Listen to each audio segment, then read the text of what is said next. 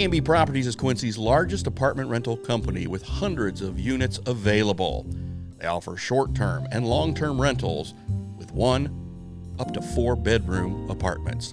AMB Properties meets the needs of its tenants with care, compassion, and a quality of service that exceeds expectations. AMB Properties also has a convenient tenant app for you to do your payments or make repair requests. Give them a call today. A&B Properties, 217-919-8080, Quincy. The P's always pick up really well. How's that, Bob? P. So, kind of the leader of and the lead singer of Blacktop South, how many times have you done a sound check like this? Oh, a lot, yeah. Every weekend, sometimes 2-3 times a weekend. So. How long has Blacktop South, the band, been in existence? Been in existence. Ooh.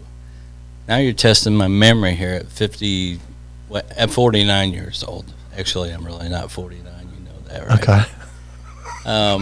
I would say going on 9 years now.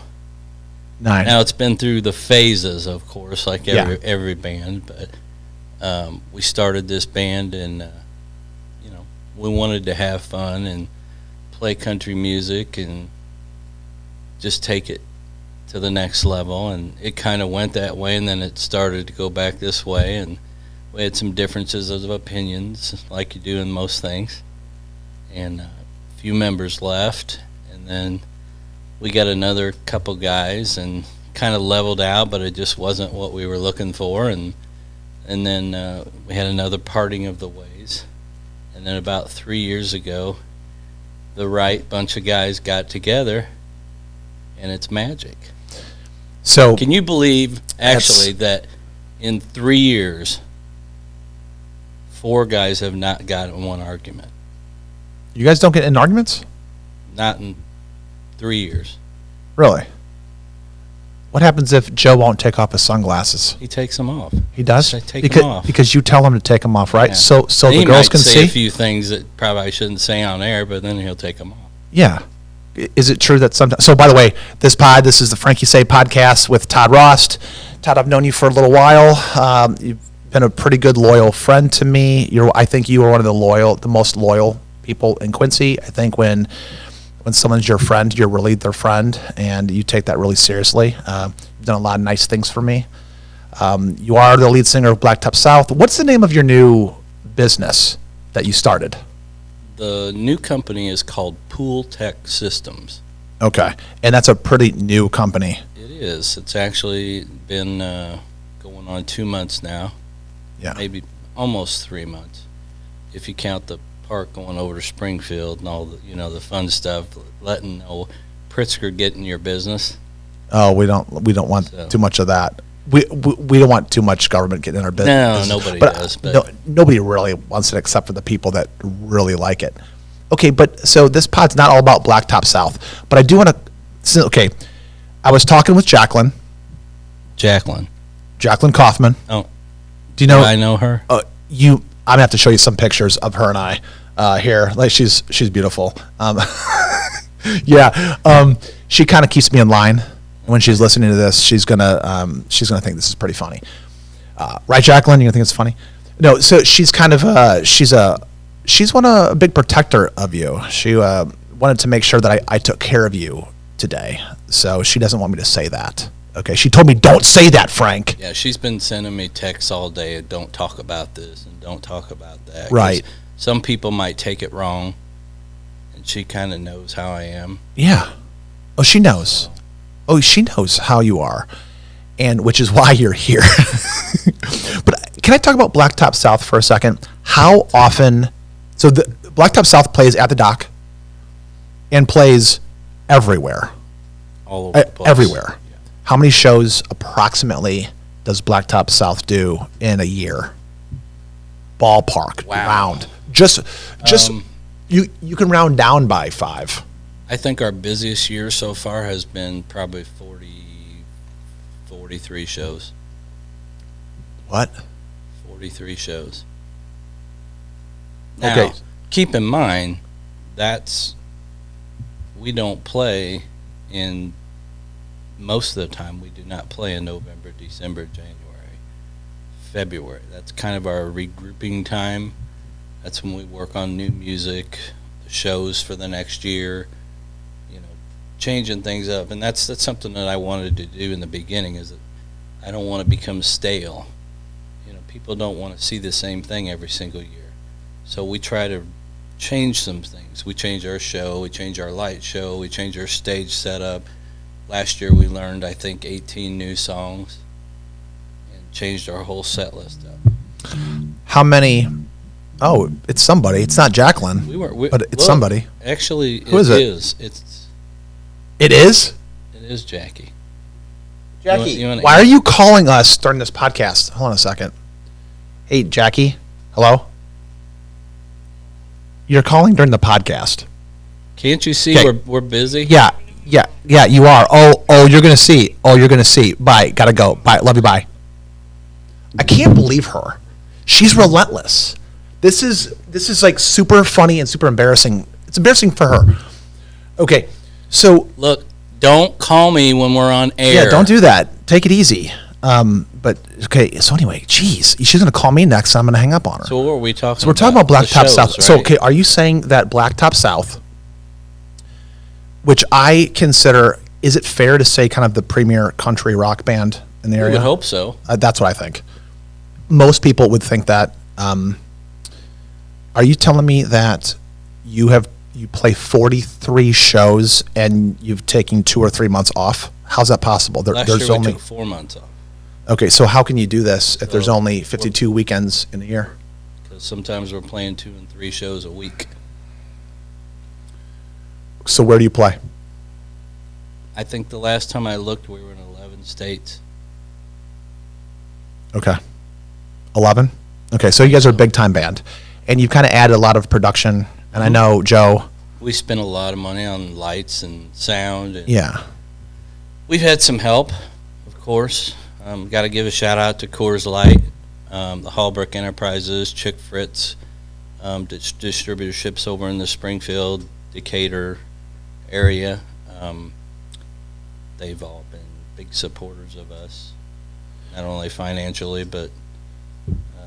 So we're singling out Joe a little bit. What are some other band member names so we don't leave them out? Because so your bassist and your lead guitar. The bass player's name is Robbie Kerr, and he is based out of Warsaw, Illinois. Okay. And then our guitar player is from Monticello, Missouri. His name is Jeff Whitaker, and he's actually a diesel mechanic for Rush Trucks. Oh, nice. So I lease a truck from Rush. Lives about an hour from here, I think, something like that. And how often do you practice? During those 4 months when we take off, we usually practice every single week. But you're not practicing during the season? During the season, we don't practice at all unless we have a big event or something like that we're going to do, that we're going to change some things up for. But then we'll get together for a night or two. But other than that, during the time we're playing during the summer months, I would say from March through October, we don't practice at all. I mean, we're playing every single week, and we consider that our practice. So as we kind of move from Blacktop South into some other things, one of the reasons why I thought it was so important for you to be on Frankie Say on this pod was because, so you're gonna tell me I'm being ridiculous, but I kind of think you're the most local, like, kind of Renaissance man in the area, and let me tell you why. Okay, so I don't know a lot of people that do all of the things that you do. Okay, I understand people are working, but maybe you're in a rather prolific band, but you do a lot of other things. I remember during the last, like, a couple of elections, we all met and you helped me with something, which, by the way, there's some, the whole committeeman elections in Quincy, the precinct committees. I remember when I was trying to figure out the landscape of that, you put together a meeting with some really good people, and you helped. You didn't have to do that, but I don't know if I called you and said, "Hey, can you help me through some of the political landscape?" called me and asked me a couple questions, and I just put some people together to help clear your mind. And Yeah, that's amazing. Do you do that for other people too? if they want me to, I will. Well, it was really helpful, and what I'm talking about here, if anyone doesn't know, is so in Quincy, when you are trying to affect change, and this is for anybody listening, anybody can run for some type of office in Quincy, and anybody can. Not necessarily. It's not about being a politician. It's about how to affect change, how to be a positive role model, how to do the things that you do. So you're an entrepreneur. I stay very busy. I'll put it to you that way. You're a Marine. Yes, I was. Still am. Still am. Once a Marine, always a Marine. Got some kids besides the one that is trying to interrupt our deal here? Yeah, I have 4 girls. Can you believe that? 4 girls. 4 girls. And you're probably saying, how do I have time to play in a band and work 3 different things with 4 girls, right? Yeah, my phone rings nonstop. Oh, I noticed. If I'm not doing stuff at my house or during the day, I'm replacing shower knobs from grandkids that bust them off. Oh, jeez. So, how many days off a week do you take? Actual days where I try to do nothing? Yeah. Sunday. Do you work on Sundays? Oh, I'm usually doing something on Sunday, yeah. Okay. But So you're a, how do you feel about working on Sunday? I would rather not. But if somebody calls and needs help, is it always work? I mean, okay. No, so it's I mean, not. when you'll do anything for your kids. Now your kids are pretty small now, so. Yeah. But when they get older, when they get in their teens and 20s and late 20s and 30s, and they're calling saying, "Hey, Dad, I've got this going on," or you're going to be there, right? I know. Oh yeah. I'm going to be know there. You well enough. Oh yeah. That's what you do. Well, yeah. So you were. So I'm not trying to I got to be really careful because I know you're only 49, but because I'm 46. Plus a few, right? Plus a few, but let's just ballpark. You're Bob's the oldest. Who? Our guy, Bob? Bob Golf. Bob Goff? No, he's no. By the way, he's no it is spring Ellen's. chicken, buddy. It is Ellen's birthday today. It is. And yeah, she's still gorgeous. Did you see the picture Bob posted of the gorgeous? Bob took a great picture of his wife, put it on Facebook. It's beautiful. The sun's hitting her perfectly. The wind's in her hair, so she's a beautiful person, beautiful woman, awesome, great, and everyone. I still don't know how he managed that. No, it's ridiculous. It's like just hitting the lottery. But it's like everybody around here, like Ashley and Brittany and everyone around here calls her St. Ellen. Who else calls her St. Ellen? Anybody else, Bob?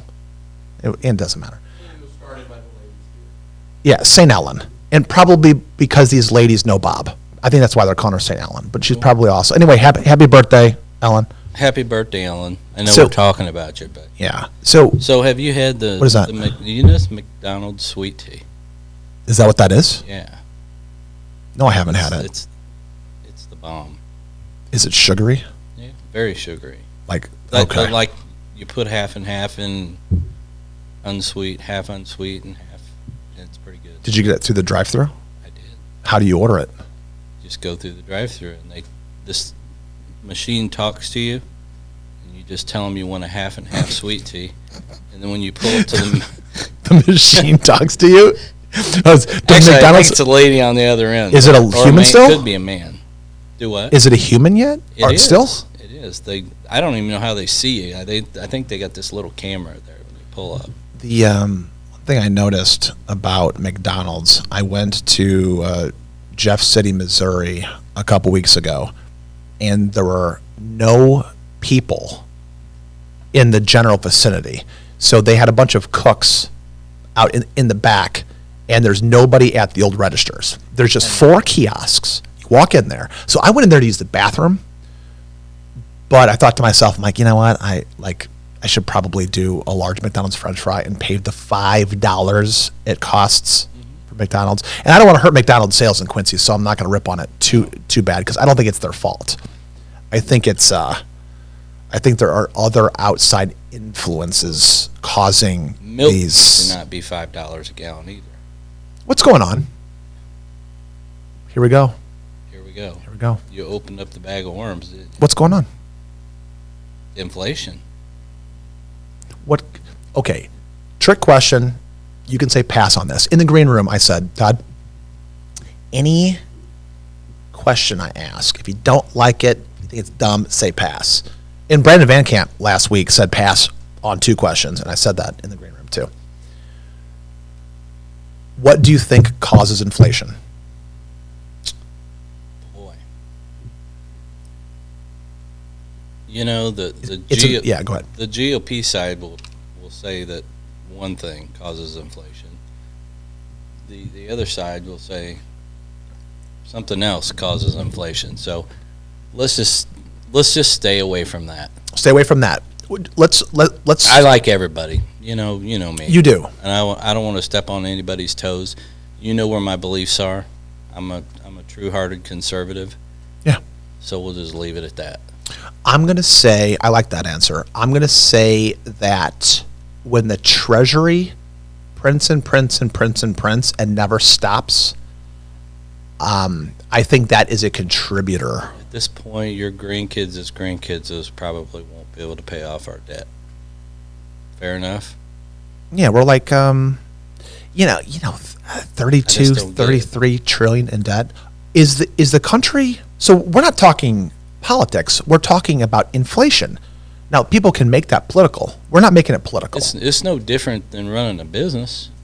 Right. Your dad, how long has your dad been in business down there? He's been in business since '68.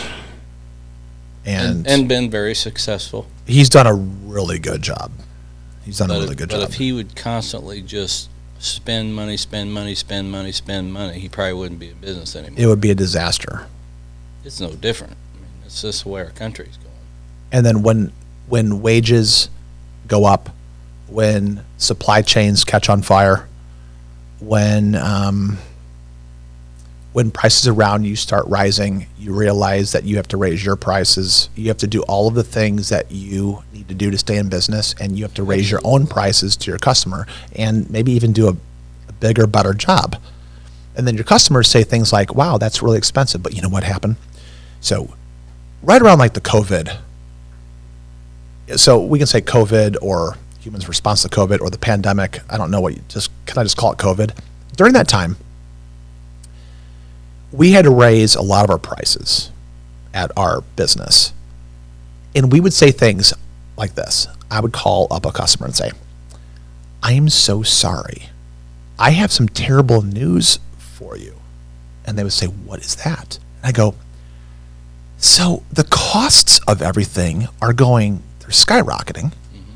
And I'm looking at you guys, at our friend. We've had a relationship with you for 22 years.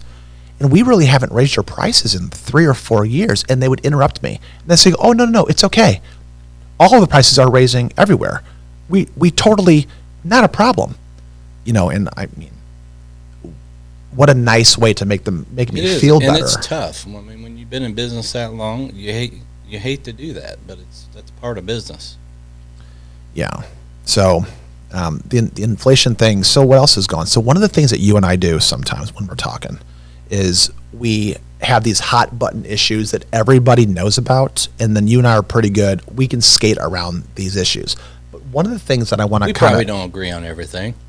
It's impossible. It's impossible. No. I mean, it is. How can two people, unless you're sharing the same brain? For the most part, we agree on the same philosophies, and we both want our country to do well and stuff. But I'm sure there's several issues that we differ in opinion, but that's okay. That's why this country's so great. We have the ability to have a difference of opinion. Yeah. Well, I mean, if there are 100 issues and you and I disagree on 10, those 10 issues, we can get real heated. I'm not saying you and I do this. I'm just saying hypothetically, if there are 10 issues that you and I disagree on, I think people forget that we agree, 10 out of 100. So that means that we're only disagreeing on 10%. That's not too bad odds. It's like agreement is 90%. So when you look at it like that, and I think that's most things, most controversial topics, there's either some type of polarization where you've got one side and the other side. You got these fringe elements that are way far on one side and way far on the other. But then when you start talking, you find the best way to communicate, I think, and this can't really happen on social media. It only happens really in the flesh. You ever notice that? Have you ever seen a social media like blood frenzy on social media where all of a sudden? Oh yeah, dude, I see it all the time. Have you ever seen it on some of these sites? It's everybody's tough on their phone, right? like keyboard warrior tough. They are, man. They're so tough. They're so tough punching those buttons where nobody can see them because I think me and Joe had to talk about this a couple of weeks ago. He's like, "You believe these people? 90% of them, if they were standing in front of you, would be shaking in their boots, but they wouldn't even say it. Right. They wouldn't even say it. I no, agree. Joe's right. Yeah. So, yeah, shout out to Joe Turner, the drummer for Blacktop South, and one of the smartest people I know, also a Marine. He is. He's a brother to me.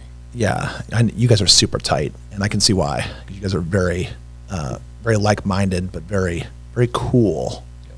Very cool. What do you think? He thinks he's a lot prettier than he is, though.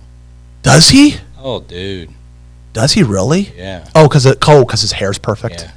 He's growing his hair out now. So He's growing it out? yeah, I think he's Samson, I think. Well, if he cuts his hair, he's going to lose all of his power. What do you? Oh, Joe. He's a good-looking dude. He's a kind of a badass. He's a good dude. He really is. So is that whole Camp Point contingency? Shout out to Camp Point. That is a nice community. We've played several events over there over the last year and a half, and they do have a really tight community out there. I will have to give them that. Yeah, you know what? Last week, when Brandon Van Camp was on the pod, he said something, and then later on, and if Brandon Van Camp is listening, I'm so sorry for calling you out on this, but he sent me a text a couple days ago, and this ties into Camp Point and how tight-knit of a community Camp Point is. Brandon said last week, we were talking about, Quincy is, let's say that Quincy is conservative. I'm not putting that label on Quincy, but let's just say for argument's sake, if it's 51% conservative, in democracy it's mob rule, right? It's majority rule. So if Quincy is 51% conservative, then does that make Quincy a conservative town? I don't know. But Brandon had said something, because he works over there in Carthage.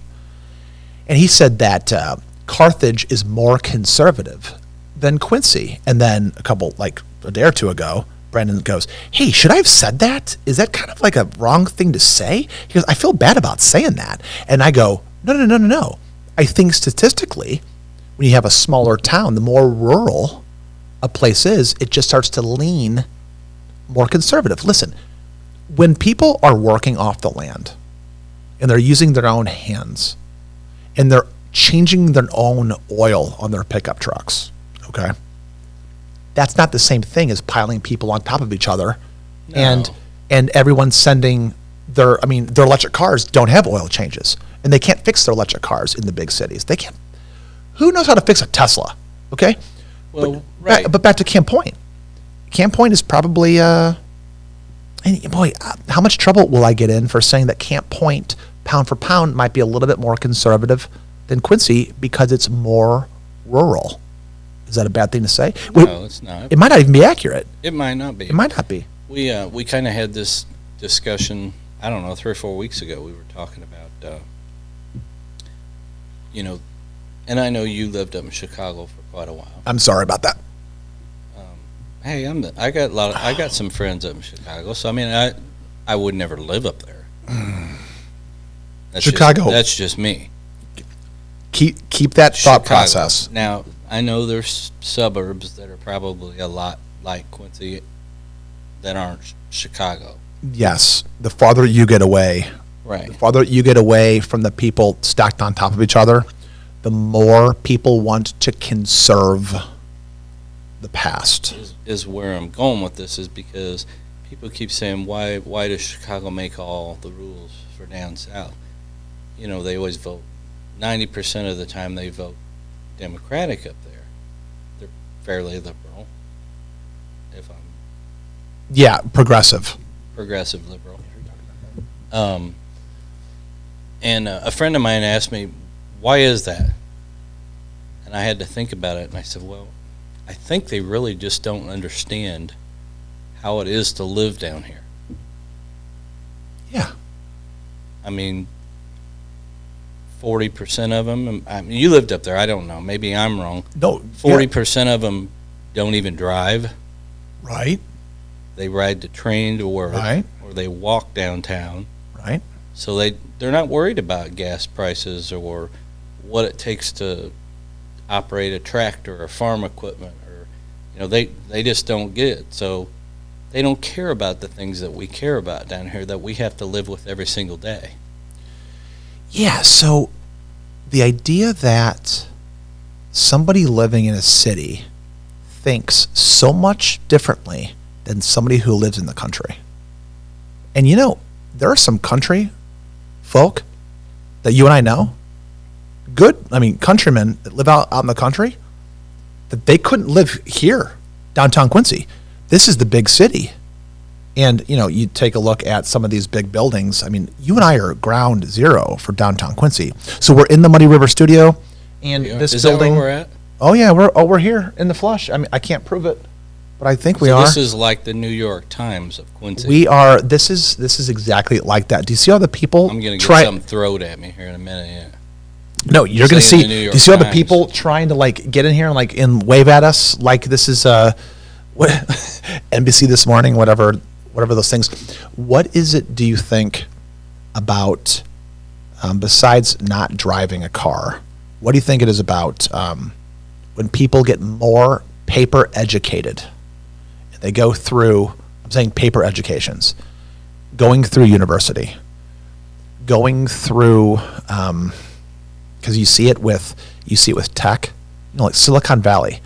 How is it that when you and I were little kids, okay, and I know you're only, I'm going to be 47, you're 49, so you're only 2 years older than me.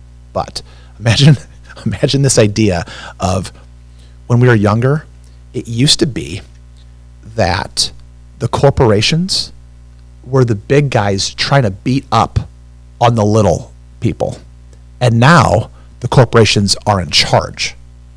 The corporations are pretty much in the tech center, like Silicon Valley, for example.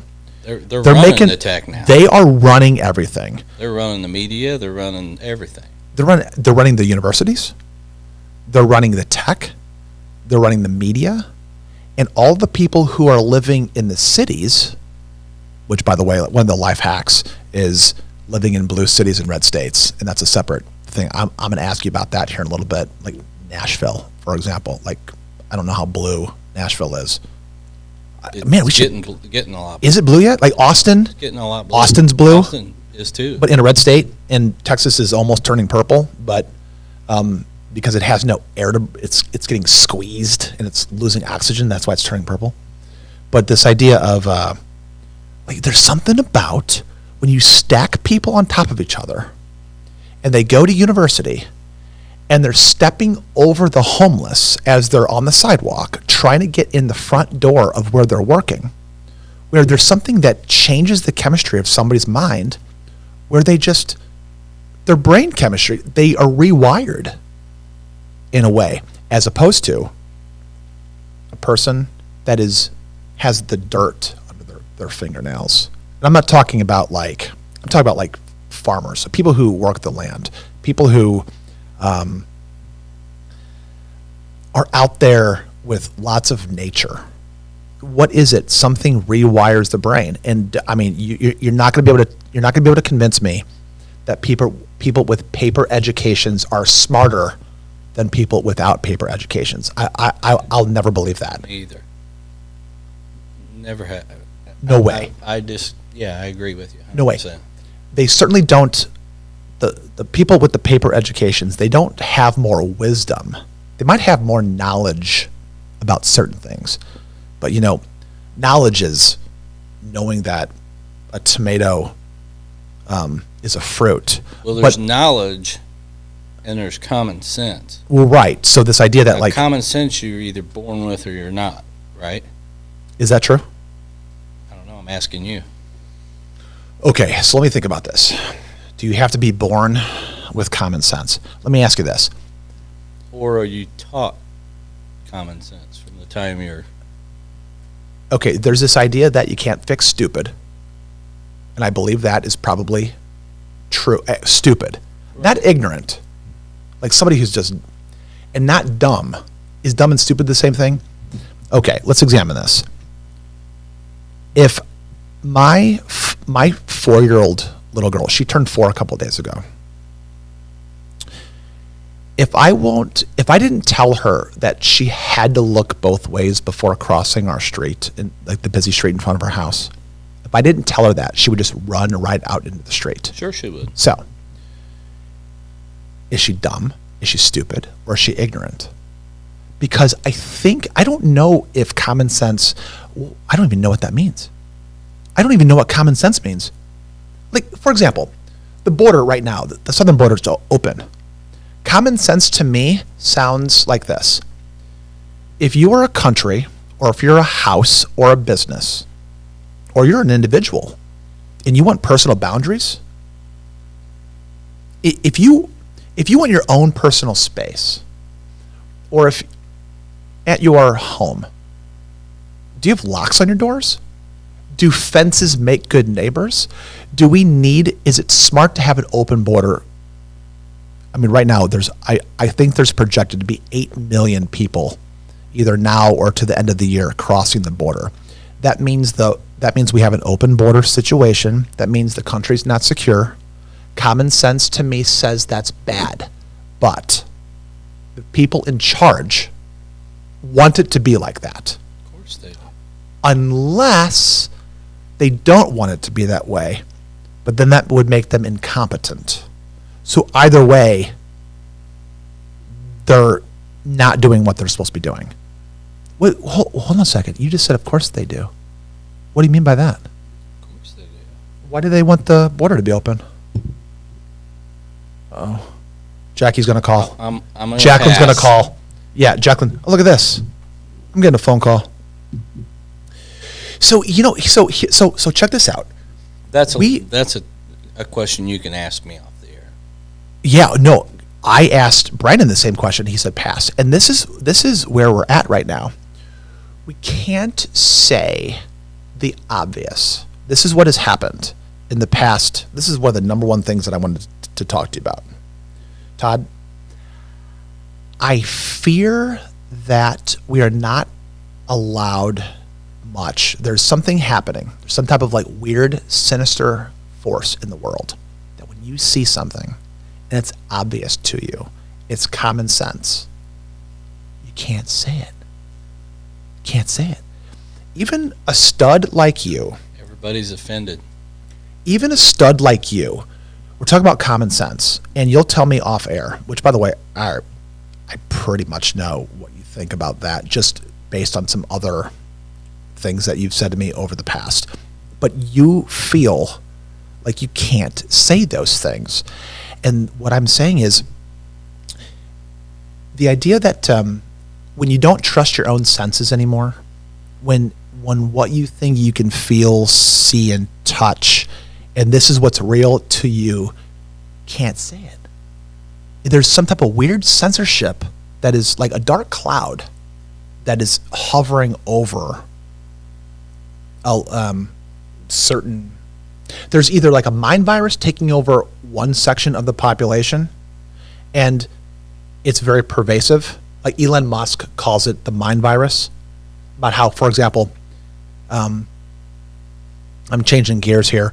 If during COVID, we know that the COVID jabs cannot stop transmission, but then we know that scientifically but you still have to get the COVID jab because somebody told you to do it. And the reason why you have to do it is because you want to protect your neighbor. Well, if it doesn't stop transmission, then how are you protecting your neighbor? Right. Well, if you say that. Well, now everything is hush-hush about all that now. Now nobody talks about it, right? Yeah, it's like in the past now. And people who are really They scarred. don't want to, and I've actually tried striking up conversations with people that were pro-vaccine. Now, 2 years into this, and they don't want to talk about it now. And we're using COVID as an example because everybody understands this example that we're using. But we could use any example. I mean, I'll be honest, I didn't get it. That was my choice. Lucky you. I didn't want it, didn't get it. Neither did my wife, and of course she was fired by big tech pharma for And not getting it. did they ever come back to her and send her a letter or call her and say, "Oh, I'm so sorry. No. We were wrong about the science. Please come back"? No. Why not? No, they actually hired her back, Oh, they did? and then they let her go again. Oh, jeez. So, but What's your wife's we name? won't talk about that. What's your wife's name? Lori. Lori. Shout out to Lori. So, but I was proud of her. She stood her ground, and I mean that's what they were taught in med school. In school, bodily autonomy. You have the choice. But they didn't have the choice at the time. So Yeah. What a weird. anyway, a lot of them did stand their ground and were released from the hospital or Quincy Medical Group and other companies. But anyway, that's the past. And Which, by the way, we're just using that I mentioned COVID just because it's a recognizable thing. This is not a conversation about COVID. It's a conversation about if you see something very obvious and it's always been that way and it doesn't fit in line with some type of new narrative that's coming across the wires and you go against it, there's problems. And I guess it's kind of always been like that on some level, but I think the idea that essentially I think there's some type of weird sinister force. You know, I'm not bringing religion into this. I'm not calling it the devil or Satan. I'm not saying progressives. I'm not saying the World Economic Forum. Do you know anything about that? That's some weird, scary stuff. yeah. There's all of these things that are happening in the world, and there's lots of good things. Because we can talk about the good things. Like you and I, we still live in this country.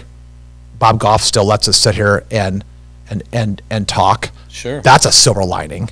It is. In a crazy world where we've got the freedom to do this. But it just... Bob and me worked on the Havermouth campaign together. So. Oh, really? Yeah. Oh, wow. I like that guy. I've always been a fan of that guy still. Yeah, I like him a lot. He's the guy that every single time that I see out in public, he always stops and like waves at me. He's such a nice person. Yes. He's awesome. So one thing, we're almost done. We're gonna wrap up here in a minute or two. Already? We're already done. We're done. I mean, we can stop right now, So but do we have like a 10-minute calisthenics? Like you mean like push-ups, sit-ups, jumping jacks? You know, I mean, all Yeah, the we're gonna do that off podcasts, air. They have that like What do you mean? physical fitness part of the podcast. Are you being serious? Who does this? Huh? Who does? Are you being serious? Yeah, most podcasts they have like a physical fitness area. Oh, you're right. Yeah, you're right. We got to reposition these cameras. We got to move these cameras over here. We can just do the jumping jacks right here. Let's do jumping jacks. Is there a place where I can do pull-ups? Because I can do like 3 pull-ups right now. How many push-ups can you do now? Today or like 3 months ago when I was working out? Today, like right now. Unbroken? How many can you do? Unbroken? Yeah. Okay, when I say it, are you going to test me? You might. You're the kind of person that would make me put my money where I my mouth haven't is. worked out in a year. But how many do you think you can? How many think you can do right now? honestly, unbroken, Yep. like fast, at least 25. That's not too bad. At least 25. I was working out with one of those camera boys, you know Logan. Oh, yeah, camera. Logan. Like his brother, Keaton, was training me in his garage, and I left his garage on leg day, and I'm like 2 blocks away from his house. Legs are rough. Leg day, like I almost wanted to puke. That's how you know you're getting after it, is when you kind of want to puke, which is wanting to puke is like a positive when you live in the discomfort and you're Largest like, oh, muscles of your body. The quads. And it's brutal. Did you know that if you want a bigger muscle group somewhere else, work legs the day before, and then you'll raise the growth hormone, right, and then you do chest the next day? Yeah. Problem is after you do the legs, you're done the next day. Yeah, but then, I mean, some people take a break after legs, and they'll like have a day of recovery and then hit the next body part. But if the next day, if you do legs on like a Monday and then Tuesday is chest and tries or whatever, you can really get bigger results because the growth hormone is going crazy. 57 push-ups unbroken in September. You did? Yes. Oh, look, Joe Turner. Look at you. Joe Turner's texting you. Hey, Joe. Sorry, I'm up. So, as we kind of clear this up, because we're about done, I do want to ask you, and I've asked other people sitting in the chair that you're sitting in. Mm-hmm. We also have to get up this pod because it's Ellen's birthday, and we have to like find a way to like. 4:52, and I'm supposed to go out to eat tonight. So we're almost done, and Bob's going to be out of here in a minute, and. We can do this again sometime. Well, we're going to do it. Yeah, we can do it whenever you want. But my quick question, you can make it quick answer. What do you do on a daily basis, or what advice do you have for people who are working hard? They have families. Mm-hmm. You've got 4 daughters. You have a wife. So really, you've got really, it's you and 5 girls. 5 women, 5 females, right? 5 strong women. I'll make sure I say all the right things, Todd. What advice do you have for people in Quincy, in our hometown here, stretching from Camp Point to Carthage to Liberty to Hannibal to Kirksville, Missouri? What advice do you have for people who have a hard time? They just have a hard time. They have a hard time getting up in the morning. They have a hard time working.